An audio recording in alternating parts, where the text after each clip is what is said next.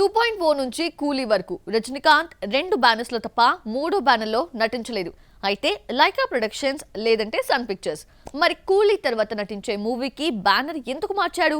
ఇంతవరకు చేయని తెలుగు బ్యానర్లో తెలుగు సినిమా ఎందుకు చేస్తున్నాడు? హైయెస్ట్ రెమ్యునరేషన్ ఆఫర్ చేయడమే కారణమా? Have a look.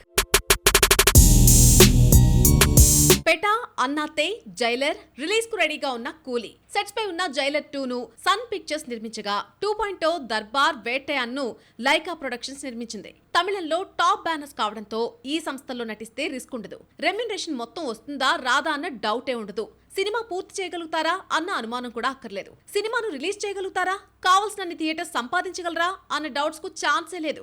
అందుకేనేమో లేటు వయసులో రిస్క్ తీసుకోకుండా రజనీకాంత్ ఈ 2 banners Lyca and Sun Pictures తప్ప మరొక సంస్థకు డేట్స్ ఇవ్వడం లేదు. జైలర్ 2 తర్వాత రజనీకాంత్ నటించే సినిమాను ఇంకా ప్రకటించకపోయినా మైత్రి మూవీస్ బ్యానర్ కు గ్రీన్ సిగ్నల్ ఇచ్చాడన్న టాక్ నడుస్తోంది.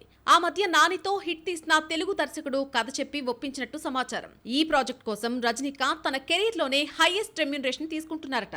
మైత్రి మూవీ మేకర్ సినిమాతో రజనీకాంత్ రెమ్యునరేషన్ హాట్ టాపిక్ గా మారింది. జైలర్ 2 కోసం దాదాపు 200 కోట్లు తీసుకున్నారని, కొత్త సినిమాతో 200 కోట్లు దాటిపోయారన్న కథనాలు కోలీవుడ్ మీడియాలో పుట్టుకొచ్చాయి. ఇదే నిజమైతే కూలీ జైలర్ 2 రిజల్ట్ తెలియకుండానే 200 కోట్లకు పైగా రెమ్యునరేషన్ ఇచ్చి మైత్రి మూవీ మేకర్స్ పెద్ద రిస్కే చేసింది. ఆరోగ్యం సహకరించడం లేదని రాజకీయాలకు ఫుల్ స్టాప్ పెట్టినా యాక్టింగ్ మాత్రం వదులుకోలేదు. రజనీకాంత్ వరుస పెట్టి సినిమాలు చేస్తున్నారు. ఈ వయసులోనూ యాక్షన్ సీన్స్ చేస్తున్నా ఒత్తిడి ఫీల్ అవడం లేదు. మరోవైపు రిస్క్ లేని బ్యానర్స్ సెలెక్ట్ చేసుకుంటున్నారు. రీసెంట్ గా అజిత్ తో గుడ్ బ్యాడ్ అగ్లీ తీసి హిట్ కొట్టిన మైత్రి మూవీ మేకర్స్ పై రజనీకి నమ్మకం కుదిరి ఛాన్స్ ఇచ్చే ఛాన్స్ లేకపోలేదు.